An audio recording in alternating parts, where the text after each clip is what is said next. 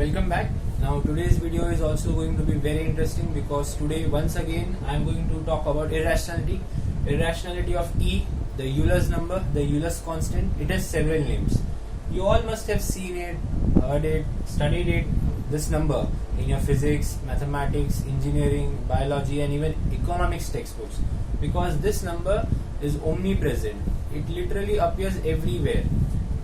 Name the field, you have E over there.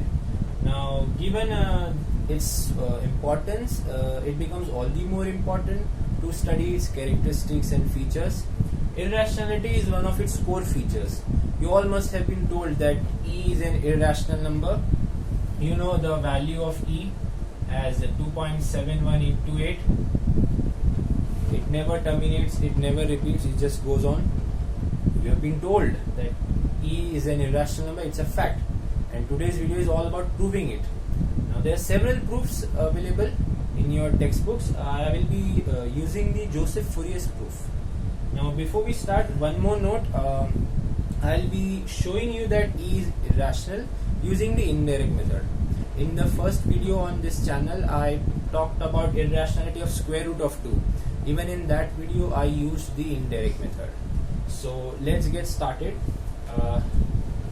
Since I'm going to use the indirect method, in the first part, in the first very step, I'm going to assume that E is a rational number. I'm going to assume that E is a rational number. Using logical steps analytically, I'm going to reach a contradiction in the end, which will prove that E is not rational and hence irrational.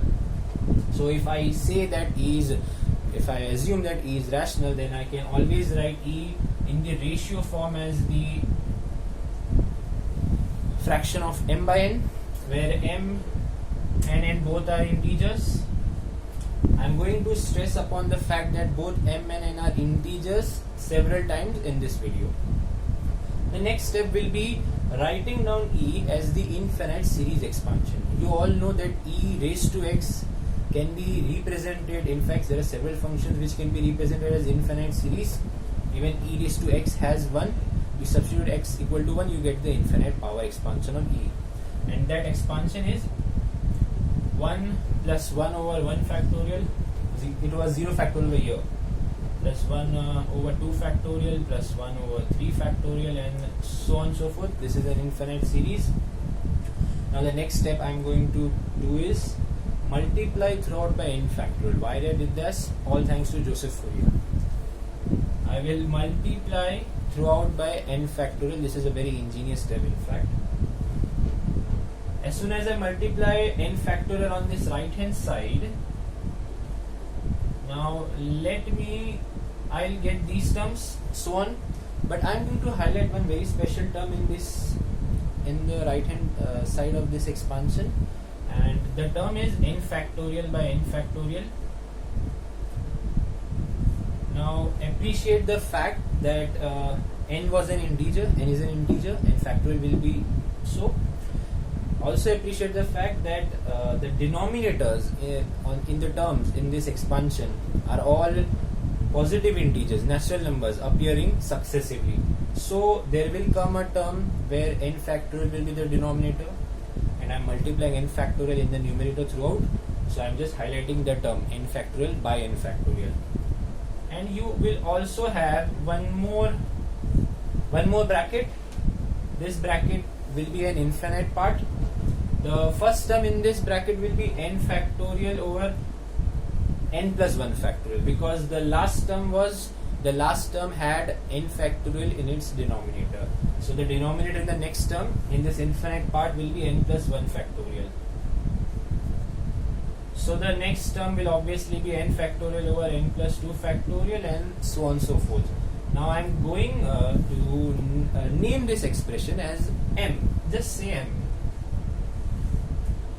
Now I am going to work upon this left hand side, n factorial into E. Now if you have the knowledge of factorials, then I can always write n factorial as n into n minus 1 factorial. So this becomes n minus 1 factorial ne. Ne is m. So the left hand side becomes n minus 1 factorial times m.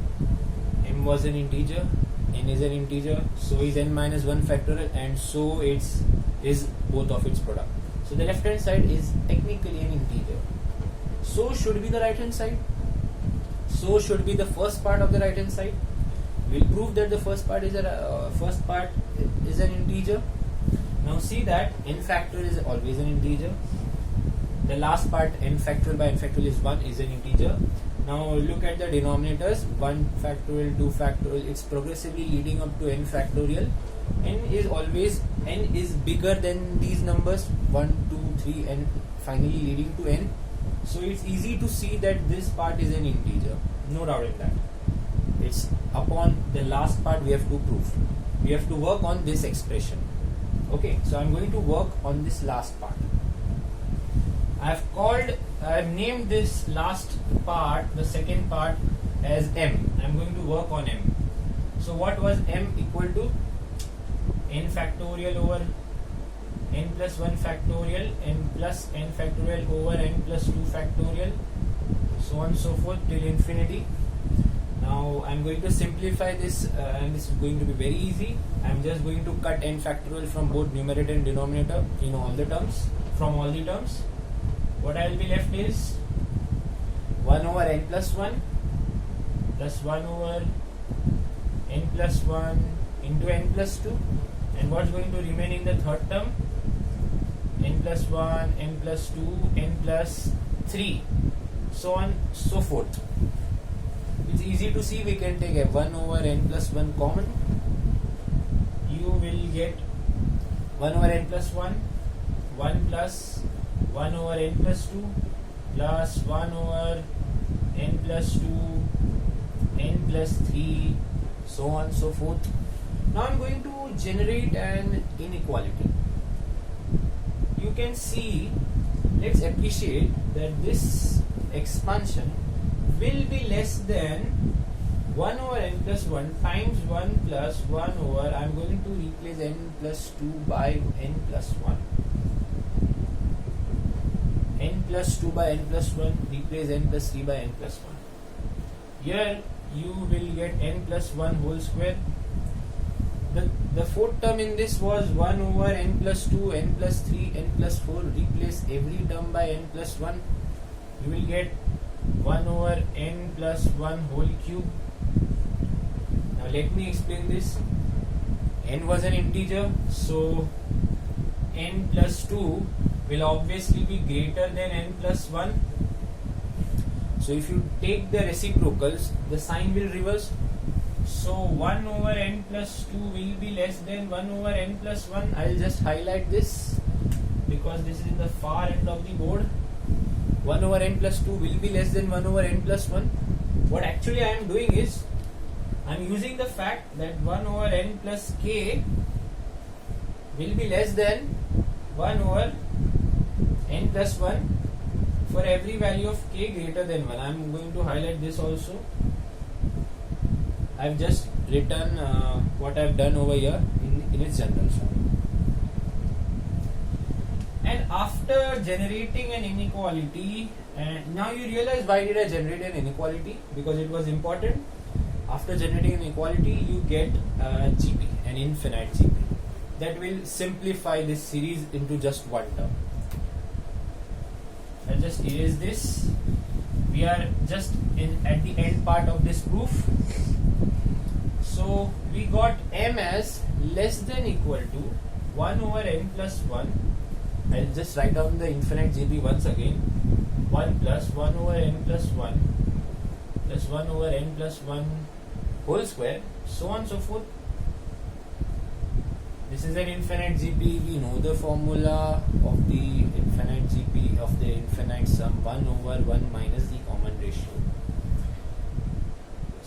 So m will be less than 1 over n plus 1 into n plus 1 over n. I have omitted one step, and that step will be left as an exercise to the viewers. So m becomes less than 1 over n. And this is a very crucial step. Now let me again tell you that m had to be positive. The left hand side of the previous expansion, n factorial into e, I told you that was an integer, right? The right hand side had two parts. First part we proved it to be an integer, the second part was n. But you can appreciate that m has to be positive, m has to be greater than 0, at least greater than 0. In fact, we wanted to prove that m has to be an integer, but what we reached over here, m less than 1 by n. N was an integer, 1 by n will be certainly not an integer, so 1 by n will be less than 1. What I have actually reached here is m greater than 0 less than 1, m greater than 0 less than 1. N factorial into e was an integer. The first part we proved it to be an integer.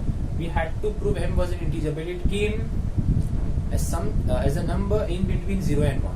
What does this mean? There are no integers in between 0 and 1. So m is not an integer. So our first assumption that e is a rational number is false. And hence, yes, I can write QED, and hence I can say that E is an irrational number. Thank you.